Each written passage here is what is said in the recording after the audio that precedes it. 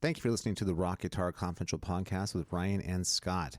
You know, we spend a lot of time on this podcast talking about guitar heroes and our guitar heroes and all that kind of thing. And we were just wondering, who are the guitar heroes today? And even more important, does that even matter anymore? Stay tuned to find out. I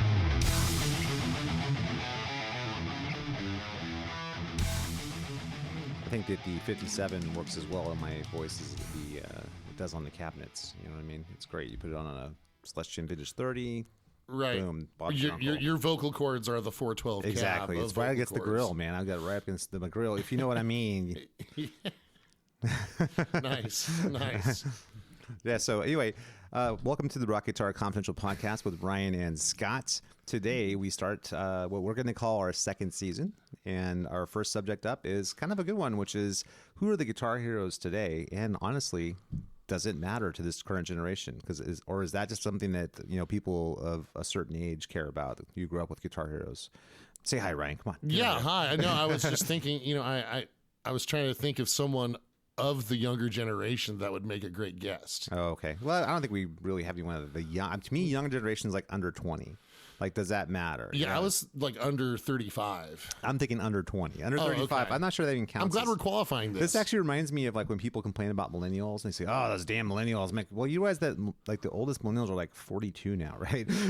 Well, wait, that's millennial? Yeah, millennials are like in their 40s now. We're talking about mid-late 30s into their 40s is millennials. Okay, so so millennials are right after Generation Gen Xers are like, dude, our oldest Gen Xers are almost 60 now. So that's what I'm saying. It's like, sorry, I'm using millennial talk. I'm using Gen Z talk. Like, dude, Dave Grohl's like 58, and he's as Gen X as it gets. You know what I mean? So it's ridiculous how. Yeah, the numbers are shocking. Yes, it is. Yes, I got the numbers here, and they're shocking. I'll have them run this again. I'll have my team run this again to make sure this is correct. But yes, have your people double check those numbers. But people over 40, when you bitch about millennials, you sound stupid. Because you're probably a millennial.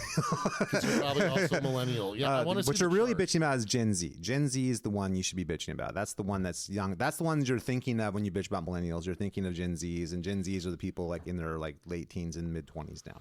That's who you're thinking of when you're mad at the young people. So the people I'm yelling at on my front lawn are Gen Zers. No. Yeah, so so that's just because we're Gen X. We don't really understand, dude. We're like, what? We watched Friends. I did not. I did. I watched Friends and Seinfeld, man, like all the time. Oh, okay. So Comedy Central's been running Seinfeld. It creeps up on me every day, and I have to change the channel. It's like a horror movie. Yeah, it's like a horror movie. You're sitting there doing your work, and all of a sudden, like the little door on the ceiling opens up behind you, and it's a little TV with Seinfeld. Yeah, I'll just be doing something around the house, and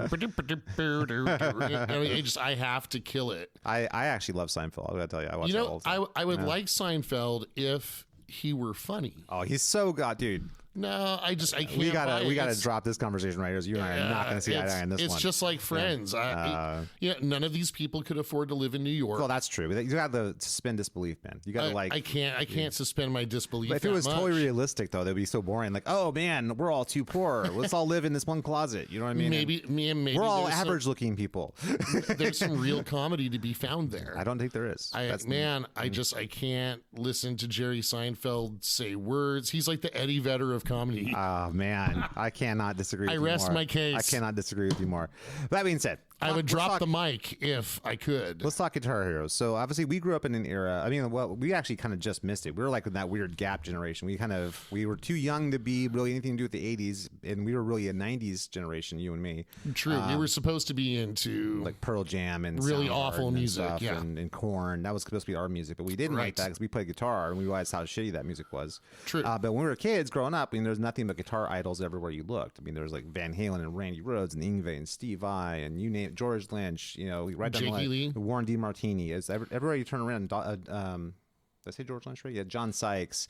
Adrian Vandenberg. You just go Vivian Campbell. You go down the list of all these amazing guitar players who were just killing it. I mean, almost every band. Vito Bratta, Reb Beach. Yep. So we got to give a shout. We should give a shout out to Zakk Wylde for staying relevant in the 90s. Yep, he found a way, and he didn't really compromise himself either. He was still shredding guitar solos in the 90s too, and him and Dimebag Darrell. That's the only two guys who really. And then John Petrucci too, but that because they were like an underground kind of band. It wasn't like a mainstream thing, Dream Theater, but he was still shredding his face off in the 90s too. Yeah, he's still on the cover of Guitar Mags. Yeah, because it's one of the only people to get excited about back in those days. So we grew up in an era where it was like, who's the new? I mean, it really started, if you think about like the first like group of guitar heroes, is probably Scotty Moore and Chuck Berry. Then after them, the next generation were like, you know, the big Clapton, Beck, Page, Hendrix, you know, Pete Townsend, you name those, Brian May. I'm glad you mentioned Chuck Berry. I taught Johnny B. Good a lot this week. He be good. Yes. Awesome, you know, switching between major and minor, and then superimposing your major pentatonic over your minor pentatonic, and then you see where the 2s and 6s are, so that you can think of it kind of like Dorian.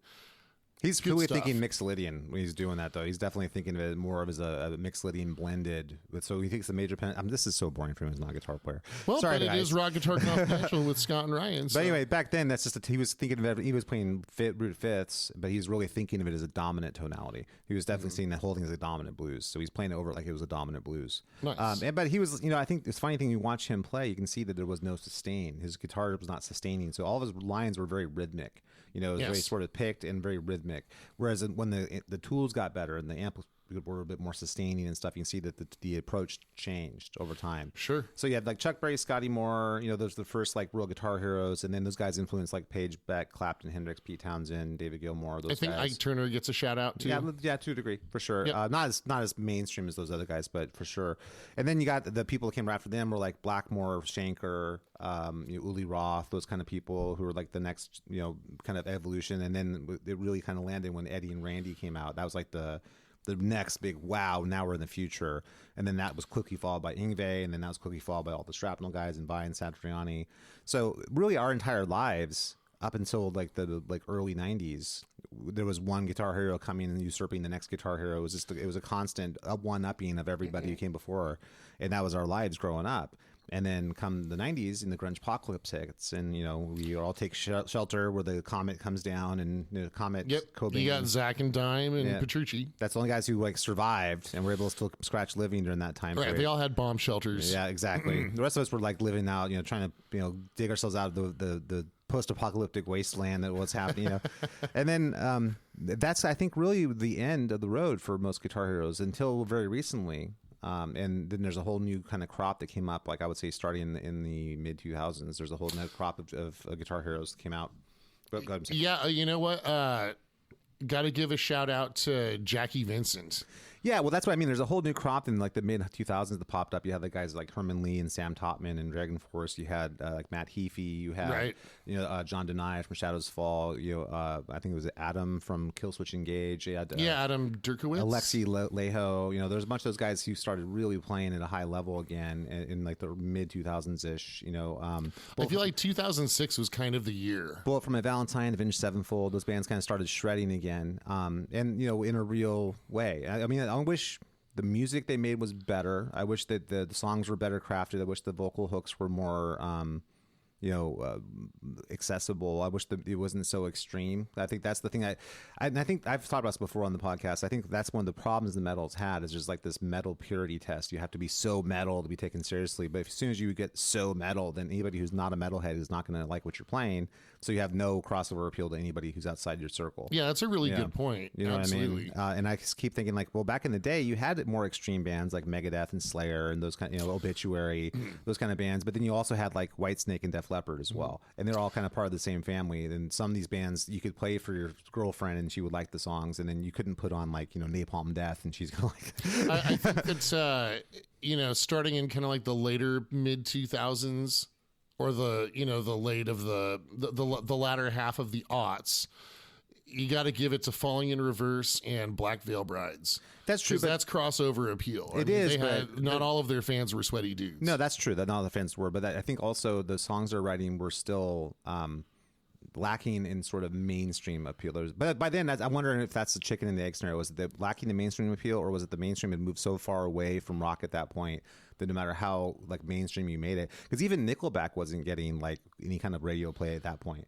You know what I mean? It was Nickelback is almost what country became. Yeah, it just kind without of the twang. Very close, very close. But that being said, there was a time where that was a mainstream, like, you know, hit radio play Nickelback songs. And hey, you know, on their heavier stuff, they're known for their rock star hit, like that song, I Want to Be a Rock Star. Photograph. Luther's Photograph. Yeah, and I mean, just like the bands of yore, right? It was the crappy ballad that got all the attention. Home, Mötley Crüe, and But there's some heavy songs on those. No, I like Nickelback. I got no problem with Nickelback. Quality guitar tones. Good songwriting too. I mean, the songwriting's quality. Catchy. I just feel like, but even then, by that point, even Nickelback wasn't getting any radio play, and their music didn't get less commercial. It's just the commercial moved away from that kind of music. Does that make sense? Mm-hmm. So I think I can't tell if Falling in Reverse or Black Veil Brides weren't able to cross over because of the fact that they weren't commercial enough, or was it that there's nothing you could do as a rock band to be commercial enough to get radio play?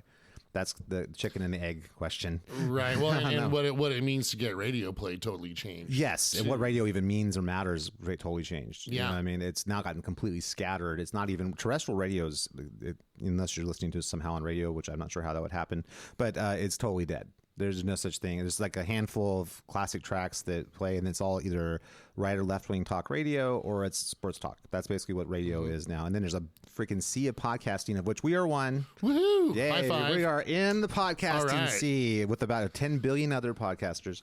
But that allows you to you can kind of pick and choose what you want to listen to, and then streaming, music has now become the thing. So like everyone can really customize these little like bubbles they want to live in and listen to only what they let the algorithm tell them what to listen to. Yes. Thank you, algorithm.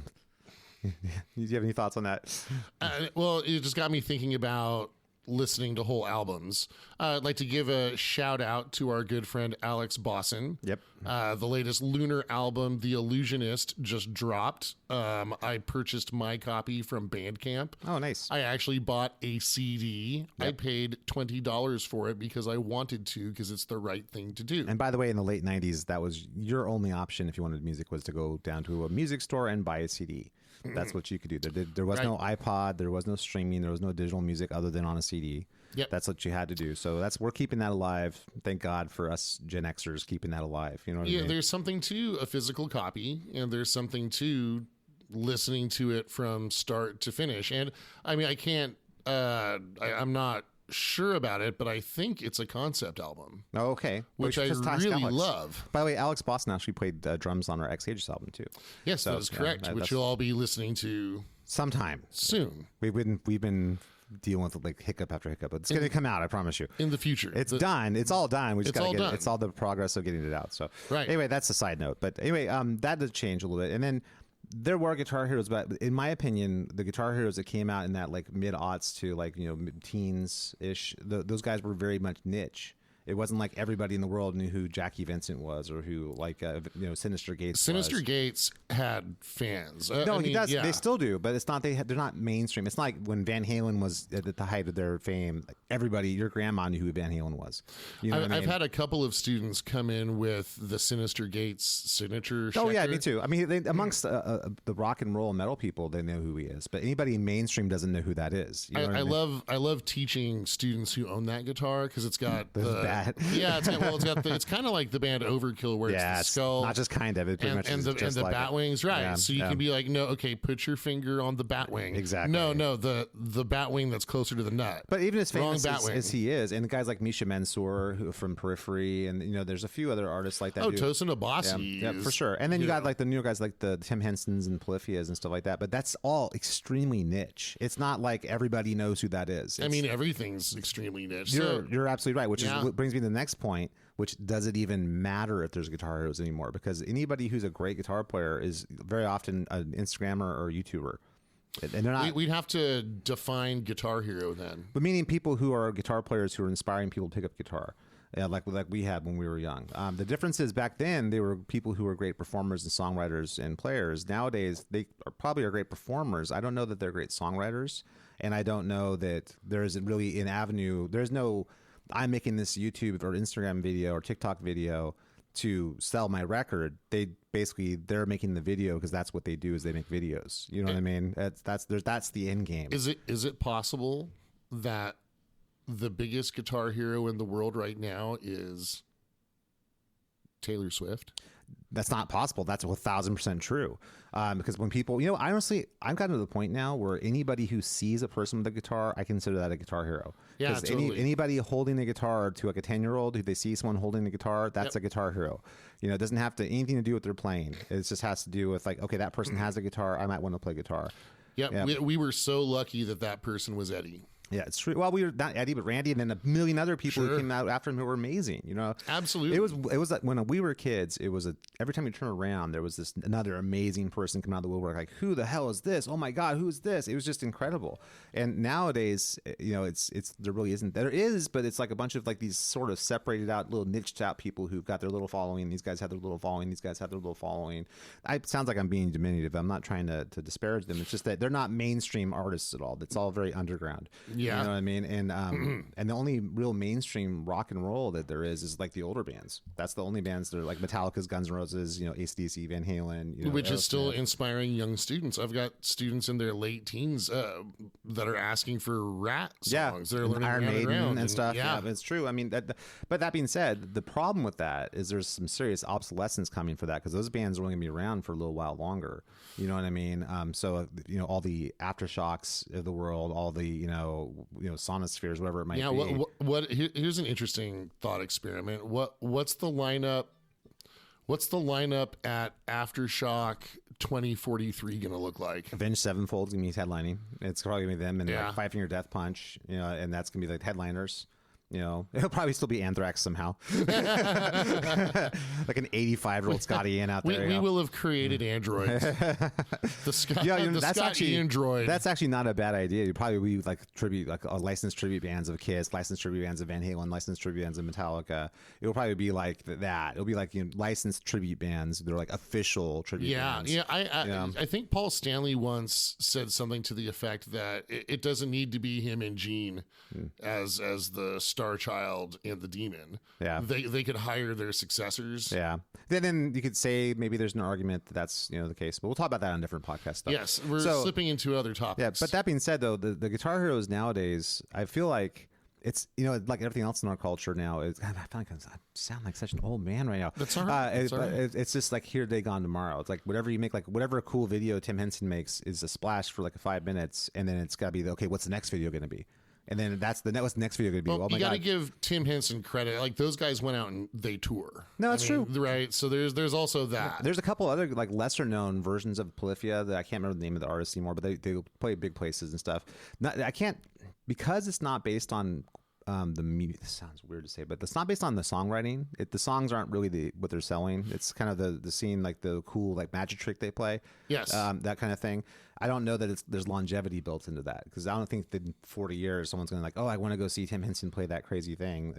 Which is ironic, because that was the knock on the virtuosic players of the 80s. Yeah, but the thing is, those guys always played their stuff within a big song, within a song. Right. But you remember, right, when the criticism was the ethos in the 90s was about getting back to the roots and deconstructing. Yeah. So we can rebuild. I always thought that was way dumb. I'll be honest with you. It's like, totally. Have a great song and play great on that song. It's pretty simple. It was record company marketing. Yep. It's just basically trying to sell the opposite of what was before. That's all it was. Like that's not cool anymore. This is what's cool. It's convincing you that the McDonald's hamburger is a good hamburger. Yeah, exactly. Yeah. And then people going, okay, sure, that sounds good. Right. So ironic then that what's popular now is the, I solved my Rubik's Cube type playing. Yeah, I mean, it's only popular in certain circles, though. If you look at like the aggregate of guitar players out there, the vast majority still want to hear a great song and a cool melodic solo. And then it's not that they aren't impressed, because I'm impressed by what he does. He's great. I just wish it rocked, and I wish it had some sense of songcraft. That's the only thing I wish that, and I find myself feeling that way about a lot of like metal too. It's like I wish there was more songcraft. There's a lot of heavy riffs and there's some shredding, but there's really no melody, and the songs don't have hooks or like choruses, in like the kind of more mainstream style metal. And I keep wishing, like, I wish there was hooks and choruses here. And then when a band does have hooks and chorus, like say Five Finger Death Punch or even Avenged Sevenfold, they get shit on by the fans, like, a bunch of sellouts or something like. So what are we trying to do here? Are we trying to make sure that nobody can ever like our music? Is that what it is? Or is that a badge of honor? A lot of those people also shifted over to new country. Yeah, but that being said, New Country at the time was giving a product that no one else was going to give you. You want a big rock show? You want hooky songs? We want some like a fun time. Well, this is what we'll come here. We'll have that because that's what like Motley Crue and Poison and Bon Jovi and Skid Row were giving. But Garth Brooks is family friendly. Well, sort of. Or whoever. You could argue that like there's a lot of like metal bands in the '80s who were kind of family friendly too. Well, it wasn't Motley Crue. Well, that's a Motley Crue, but their image, like their stage show, wasn't overly like that. It was like backstage. They had like on the Girls tour could not happen today. Oh, dude. So much of what happens in the '80s. I'm just talking about this. I'm just talking about the stage show. I'm not talking about what's going on backstage. I remember there's a video that Poison did where CeCe Bill's got like 3 girls like putting their clothes on and leaving his dressing room as he's calling his wife or whatever. It's like that would be not fly. That would be like, yeah, those guys are awesome. Look at that. Yeah, that would not fly today at all. Right. Yeah, because it's women are not objects. Well, no, not at all. I was just making the point that people slid over to the New Country stuff because it's perceived as being more wholesome. Well, also, although I think there's a lot of values. It's more fun. It's more fun. It's about we're going to party and we're going to go drive our truck fast. It's kind of similar to the like, a lot of '80s metal. Like you want to have a good time when you listen to music, right? Like listening to these like mid-20s sort of poor me sort of suburbanite dudes whining about how terrible their life is not a good time. It's cool if you feel disaffected yourself, but I think what we saw is how few people really want to feel like one of the disaffected people. They want to have fun. They want to go and see a party and have a good time. And that's why country blew up so big in the late 90s because of that. It was a fun time. Well, and there's no way.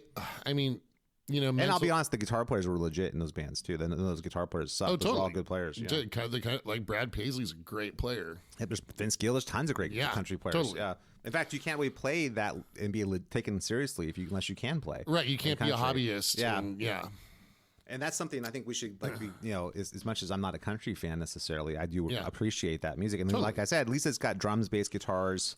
Yep. It's got that. Harmonies. It's not completely done in a laptop. Well, although auto-tune has crept in. No, it's true. You know what also has crept in is like no guitars. I had a Luke Bryan song. Well, I know exactly. I had one of my students come in a while back asking for a Luke Bryan song. And it essentially was like all keyboard pads. I'm like, where's the guitar? Exactly. I was like, what the hell is it? It's like a drum loop and keyboard pads. What? And it was Luke Bryan singing. I'm like, where's the guitar? This is country music, right? They're supposed to have a guitar in this. He's got 2 first names. There needs to be a guitar. I know. I was shocked. So I had to learn. I was like learning like a pop song essentially. It was essentially a pop song with Luke Bryan singing it. Yeah, you can tell they brought like a pop songwriter in and said, here's a song for you, Luke. And you had to compose a guitar part for the song and then teach that guitar part. Which you would think would actually be there considering it's a country song, but it wasn't there. So anyway, that's starting to creep into country music a little bit too, mainly because my theory on this is because the music pie is so small as it is all around. You want to try and get as many people as you possibly can, so you're going to try and get the countryisms out of country music. So the same reason Taylor Swift was kind of brought into the mainstream pop princess, because they wanted her to be able to appeal to everybody, not just the wholesome country girls. It's funny. I have an old friend from when I lived downtown, and we had this goofy in-joke between the two of us. We would just randomly every now and then someone would say, in the future we will all be robots.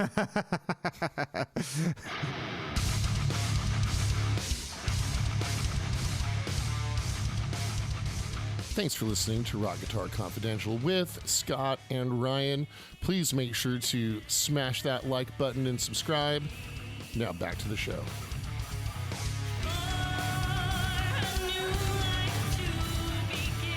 And I think your Luke Bryan anecdote proves that hypothesis. In the future, we will all be robots. Well, if I could get down to the meat of it, I just wish people had higher standards. I wish people wanted more from their music than just something that's kind of fun and just washes over you as you're driving to work or driving to the store or whatever. I wish they would invest in music, you know what I mean, and be passionate about it. And I feel I think I said this on the podcast before. The one thing I find about a lot of the people under 20, I don't see really much passion for anything. Yeah, they're not into anything. They're having a tough go, the younger generation. They're into Instagram and social media, and they're into having apps on their phone. Well, there's other factors too. Virtue signaling. They're into that. Well, they're also getting they're getting pummeled at school. How do you mean? Just pummeled with extra work. Oh, yeah. I mean, like overscheduled and stuff. Like overscheduled and just the way the testing regime is. Yeah, we're getting pretty far afield from the Guitar Hero thing, but I agree with you 100%. Well, just to understand the younger generation so we can then more properly. You know what's weird, though? I always talk to some people who have that overscheduled thing, and I say, well, God, why don't you just cut this out and just take some time just to stare at the clouds, man? Like, do that. And they go, well, no, I really want to do soccer and baseball and AP history class and science club. It's like, you want to be scheduled every hour of every day, weekends included? Really? Well, it's the intensity of the tests and finals. And, I used to think it was just an excuse, right, for the non-practicing student. Which it still is. That's a bottomless well of excuses there. Yeah, a bottomless well of excuses. Yeah. But I think there's real data out there that shows, that young people's anxiety is increasing due to the way they're being educated.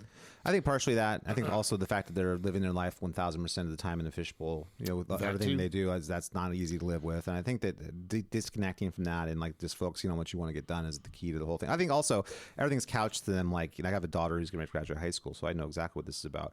Everything's couched to them, like, your whole future rides on this. So, okay, good luck, kid. Yeah, don't mess up. Yeah, exactly. It's like, well, that's not how it works, man. You can mess up a lot of times. You might have 3 different careers in your lifetime. You're not going to necessarily, this is not all that you're going to do. You know what I mean? Just be smart about it. Don't take on, $150,000 in debt and then drop that job a year in or something. Yep. Make sure there is a job to have. Don't spend $300,000 on like an art history degree. You know what I mean? Yeah. All right, I got a master's in art history, and now I can go work at Best Buy.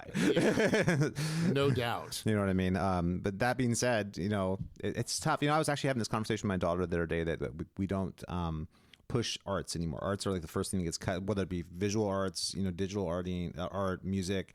It's considered kind of maybe we'll get to that kind of thing. Everything is STEM. Everything is STEM. It's got to be, which is science, technology, engineering, mathematics.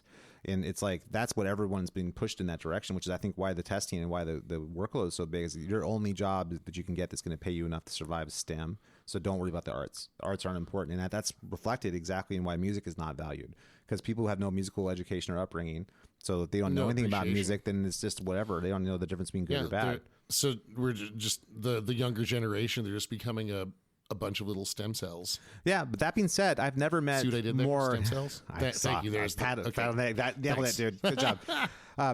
I've never seen more like empathetic, accepting people, more intelligent people, more well-meaning people in my life than people who are like in their late teens right now. Absolutely. But that being said, I think like it's just that things are not stacked for them the way that they think they're going to be. I think there's a little bit of things have been too plowed for them when they're young, and when I think adulthood's going to hit them like a Mack truck.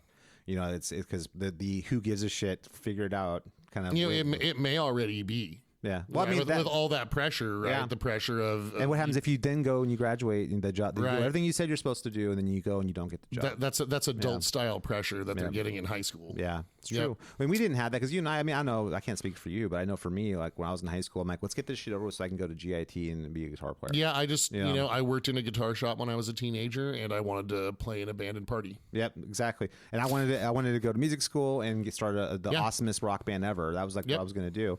And I actually ended up doing that. So did you, actually. So we all kind of did those things. But that being said, that was not, we weren't thinking, I mean, I remember thinking, let's just get this shit over with so I can get to my real life. This high school stuff is just going to be, let's just get through it. And then, my last 2 years of high school, I was in an occupation program that gave me high school credit for working in a guitar shop. Nice.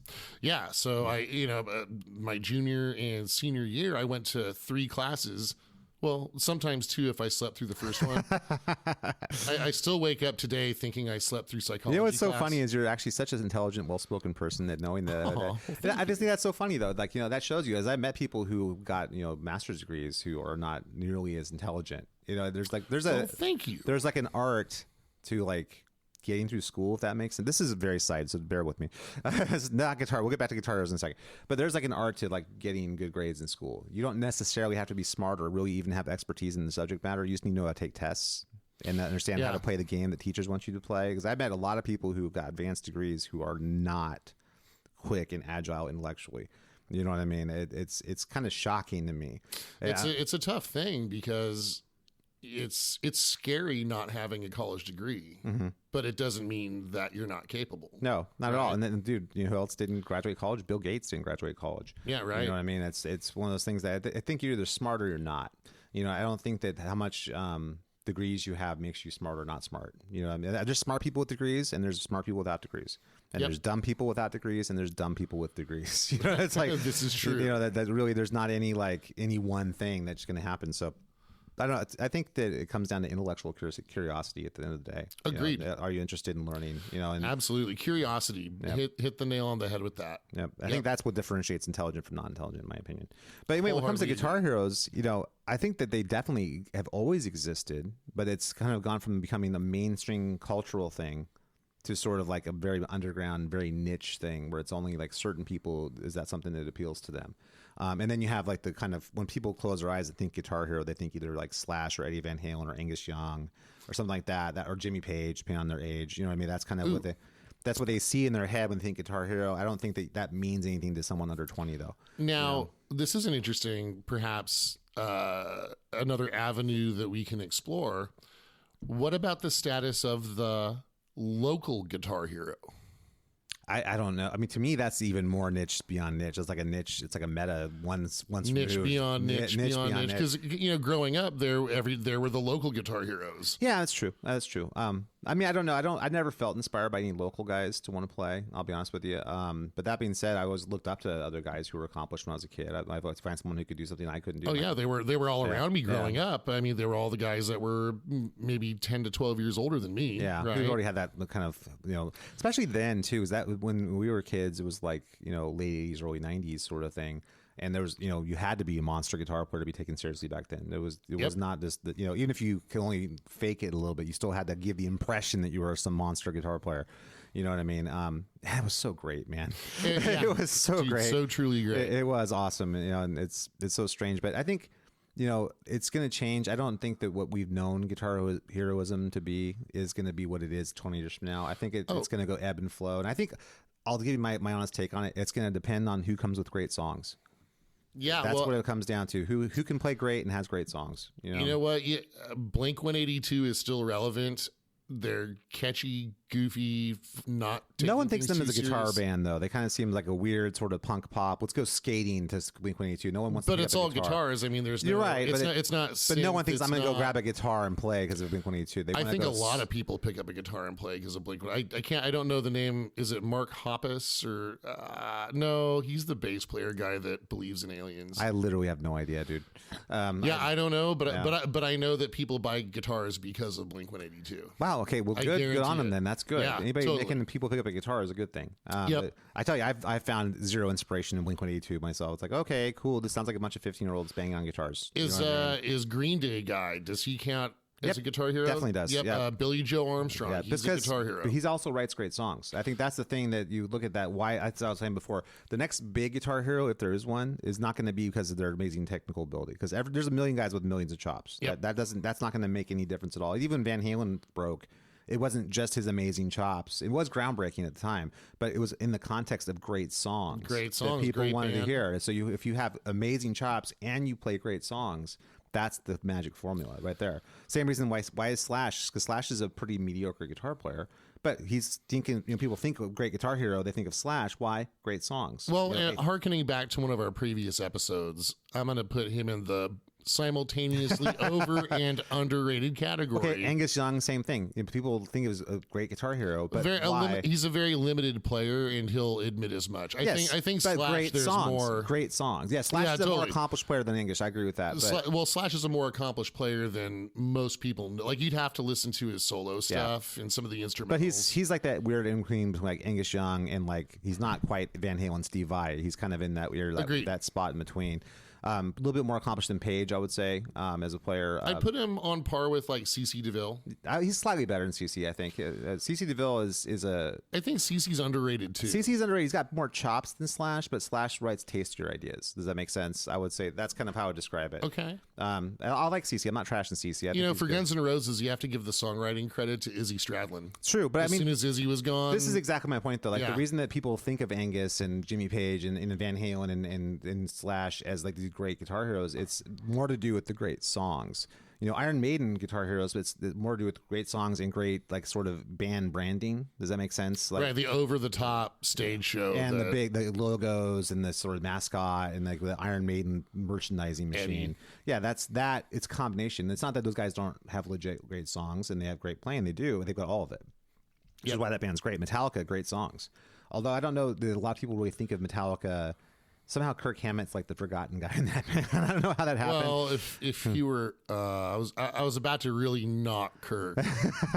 No, Kirk's good, man. He's all good. I respect his capable. Playing. I respect his playing, and I'd rather hang out with him and talk about Universal monsters. I think his playing on the first 5 Metallica records is good. You know what I mean? I'm going to say the first 4. I know you and I don't agree on that.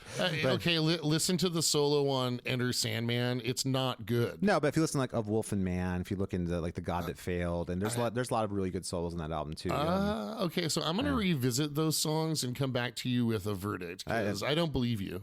I actually look. I think that he's a guy who would never have gotten the gig in Megadeth if he auditioned because he's not good enough. Right. You know what I mean? But that being said, he played some classic solos. If you listen to like Fade to Black, you listen to Master of Puppets, you know, sure, classic solos. Yeah, there's classic solos he did, and you have to give props to that for sure. I do. I totally do. I just think he's a guy who got rich and doesn't care about getting better. He was good at one point in trying to get better, and then he just sort of got too successful and then stopped trying. And I think that the way Metallica's songwriting changed felt very limiting for him. I certainly know that if I'm not inspired, then I'm not going to produce. I think he kind of lost his fire for rock too at some point. He's just like, you know, I'm so rich now. I'm just going to hang out in Hawaii and buy art and pick up, you know, vintage guitars and just kind of dick around. Check out my new Gilman costume. He doesn't need to like. He's not inspired to like go and get kick ass anymore. You know what I mean? I think one thing I give Mustaine a lot of credit for is that he's always been pissed off at something. He's found some reason to get up angry every day.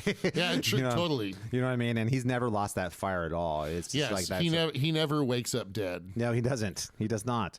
But because he's got the punishment due. But no, he's been on his own holy war. Exactly. Yeah. But you know, you can see him. He never seems satisfied. He always seems pissed about something. You know what I mean? And I give credit for that. If he's been massively successful for as long as he has been, that's pretty amazing. I mean, Clapton checked out 35 years ago trying to be a good musician. 35, maybe more. I'm trying to be really gentle about it. Jimmy Page completely checked out after like. Hey, you know who never checked out was Jeff Beck. Yeah, well, he did just check out recently. Oh, well, you're right. Only death could stop. Only metabolically. Yeah, but Jeff Beck, you're right. He kept growing, but consequently was never really as famous as the other guys. You know what I mean? It's right. Kind of it's sort of the guitar player. Yeah, exactly. And I think that's pretty sad actually. And Hendrix, I think if he had lived, would not have gone on to keep doing what he wouldn't become a caricature sideshow. I'm going to show up with my bandanas and burn guitars every show kind of guy. He probably wouldn't have been a jazz musician or an R&B musician. He probably would have been, or maybe gone and started a reggae band or something. He would have done something totally we would never have imagined he would do. Oh, totally. You know, that's if he had kept going. And I think that's something that people kind of, you know, when he died, when he did, he's kind of frozen in amber. Like, okay, he's just this 60s icon.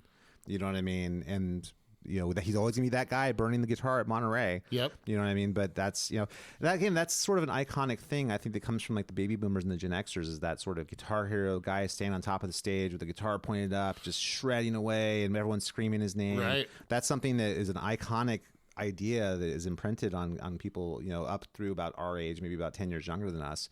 But then it sort of fades out, you know, exponentially as you go younger. Well, you know, that's something that doesn't mean as much to someone younger. You know? Using Randy as an example, you know, there's so little that we can know. You know, Sharon owns all the live videos. There was a documentary that came out recently. Yeah, they didn't contribute to it all. Right. You know? Just even being able to see an old photograph of Randy or a few seconds of an audio clip from an interview. Did you see the thing with him? Like, I guess the student taped him playing some of the Van Halen stuff. He was playing On Fire and stuff. And I was like, so cool. I was like, so cool. Like, Randy's playing Eddie. That's so cool, man. So cool. I'm sure Randy didn't feel that way. I'm sure he respected Eddie, dude. There's no way he didn't. You know, it's he probably was a little jealous and pissed. But that being said, you know, I'm sure he was, because he knew Eddie's a legit player, man. Of course. You know, I mean, that wasn't like, oh, he's some hack who doesn't deserve it. He's like, the fucking guy's a monster. I'm just saying, it must have been he was chomping at the bit, I'm sure, get his reach turn. those levels, to get his turn. Totally. And he did. That's exactly and right. He got it. And he unfortunately, right at the peak of that, he freaking, had something stupid happen. And there you go, Yeah. So Randy, guys like Randy take on a mythic quality, number one, because unfortunately he died too early. Yeah. But there also wasn't social media, there wasn't TikTok, there wasn't Facebook, there wasn't even MySpace. Yeah, I think back those days, it was a situation where the rock star and guitar hero was so like iconic. They were almost like gods living on Mount Olympus. You never saw them other than on stage. You saw them like a one picture on like an album or something like that. They'd see them in guitar magazines once in a while. It was like a special thing to see them. Yeah, you couldn't DM Randy Rhoads and have him answer you back. Yeah, it's true. That would never happen. Yeah, and that's why it could not happen. That has not been good for anybody, movie stars, TV stars, musicians, athletes. It's not good that they're plugged in. They should be removed.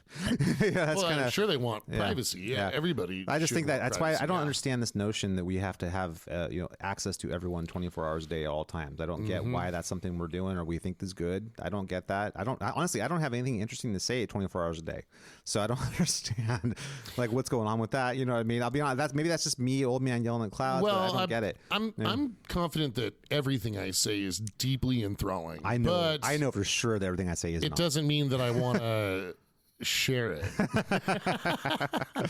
All right, let's wrap this up with our final thoughts. Now, to me, I think the Guitar Hero is never going to go away. I think there's always going to be Guitar Heroes in some form or fashion. Does it matter in mainstream music? Maybe. We'll see.